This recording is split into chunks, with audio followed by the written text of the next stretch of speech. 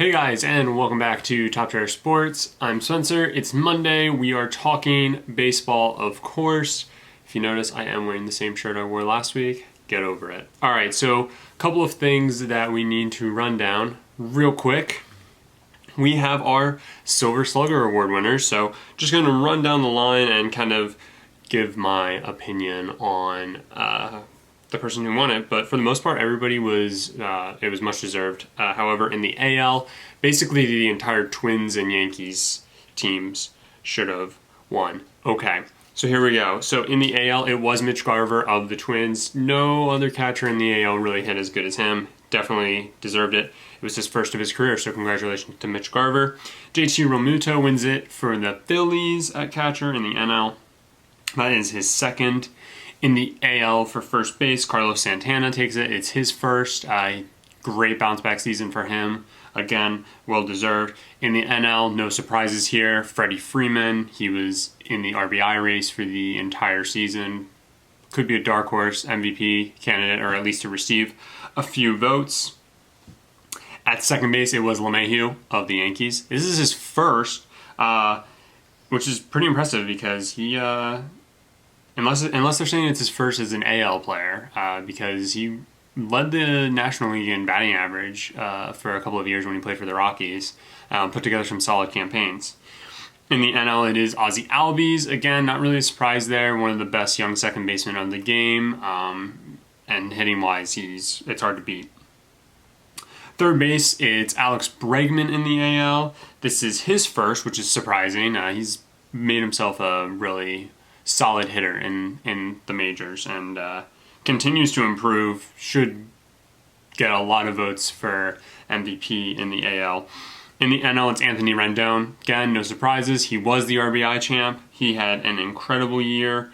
And yeah, that one just makes sense. For shortstop, it was Xander Bogaerts. It's his third, and he keeps setting himself apart as one of the best hitting shortstops in baseball. Carlos Correa, obviously, but he had injury issues. Francisco Lindor, not as good of a hitter. And after that, it's a pretty steep drop-off in the AL. So congratulations to Bogaerts. In the NL, it was Trevor Story, the Rockies shortstop. He has some of the best raw power of any player, especially a shortstop. So that's his second. And then for the outfield in the AL, it's Mike Trout, George Springer, and Mookie Betts. All three of them well known.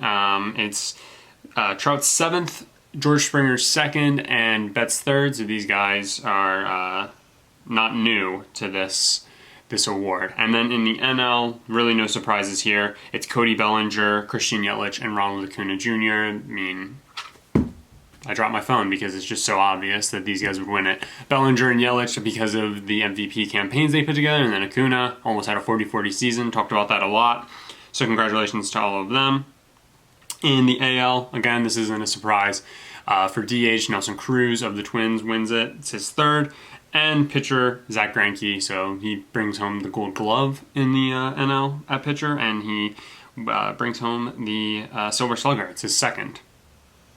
And that's after getting dealt to the Astros at the deadline. Okay, so since we last talked, I talked about some of the big-name free agents who were going to be on the market. So let's kind of get into this a little bit more. So JD Martinez is staying in Boston. He actually wasn't a free agent only if he opted out. Same with like Strasburg and all these a lot of other guys. But regardless, Martinez does not opt out. He stays. So he is staying in Boston for now. That being said, a lot of rumors are swirling about the Red Sox potentially trading Mookie Betts. I would see that Betts or Martinez most likely needs to be dealt. So it'll be interesting. The GM meetings start today. So by the time you're watching this, any sort of trade could have happened. Normally, this is when trades start, and they don't actually get worked out for another maybe week or two.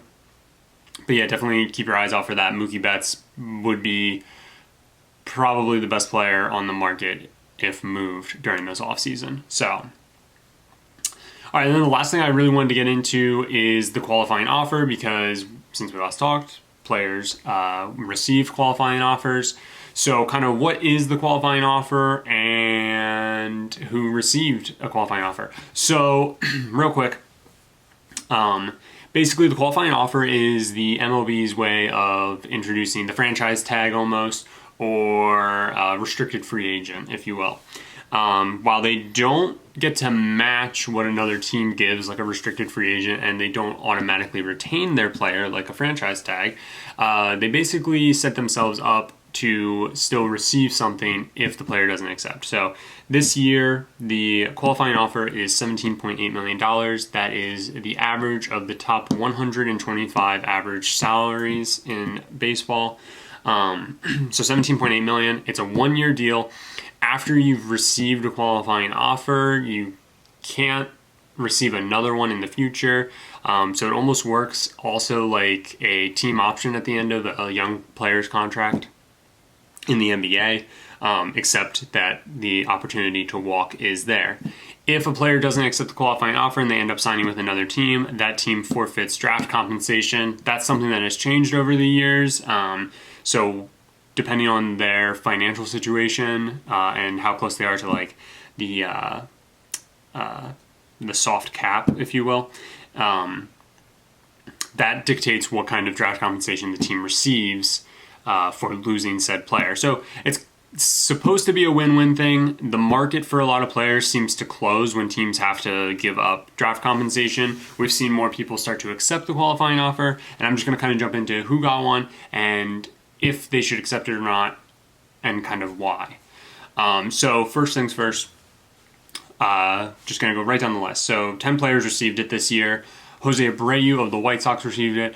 I honestly think Jose Abreu would do well to just go ahead and sign that, take in one more year, really try to solidify himself if he can't work out just an extension with the White Sox in general. But that being said, there aren't a ton of first basemen on the market, so he could see the market in his favor and could command more than $17.8 million. That's the thing that a lot of players need to look at, though. $17.8 million is a lot of money. And depending on how old you are and everything, you may not be able to command that on the open market because a team may not be willing to give $20 million and lose a draft pick. Madison Bumgarner of the Giants, I don't think he will accept it. I would be surprised if he did. But again, this is another guy who I think his market is going to collapse because of it. He would potentially be better off, but I do understand with his age, he may honestly look to just sign a 3-year deal and take that job security over the money. Garrett Cole received a qualifying offer. This one's not a surprise whatsoever, and he won't accept it, and he'd be dumb to. He will definitely command more money, and if I was a team, I would be absolutely willing. I would throw you all my draft picks to sign Garrett Cole. Josh Donaldson also should do better. He had some issues signing last year, though, and ended up having to settle for a 1-year deal. Maybe he would be better off, but this would be a pay cut.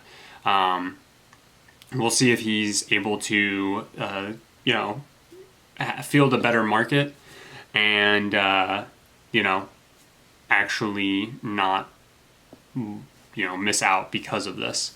Jake Odorizzi of the Twins. This is another guy, might be better off. I don't really see him commanding more than $18 million per year, and that's kind of what you need to look at.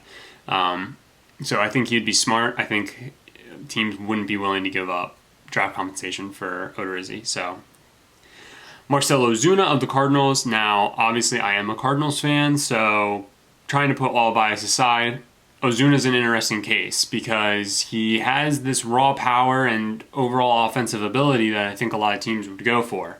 But that being said, past 2 years haven't been that good. As a Cardinals fan, $17.8 million might be a little too much for Ozuna, but if we get to retain him, he has another good year, and then we can sign him to a long-term deal. I like the sound of that.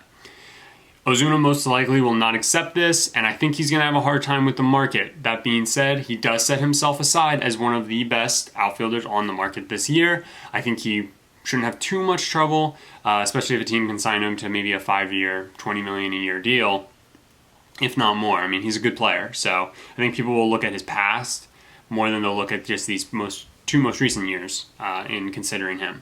Anthony Rendon, this is an obvious one. Go ahead and lump Steven Strasburg in with this. These guys will definitely command more money. Do not accept the qualifying offer.